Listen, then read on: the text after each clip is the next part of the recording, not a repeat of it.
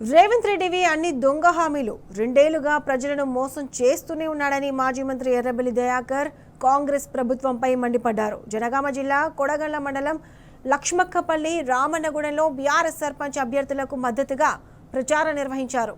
BRS హయాంలో అన్ని వైపులా డబుల్ రోడ్లు వేయించి పాలకుర్తి నియోజకవర్గాన్ని అభివృద్ధి చేశానని గుర్తు చేశారు. కేసీఆర్ ప్రభుత్వం కాళేశ్వరంతో రైతులకు మేలు చేస్తే రెండేళ్లలో రేవంత్ సర్కార్ కనీసం తట్టెడు మట్టి కూడా తీయలేదని ధ్వజమెత్తారు.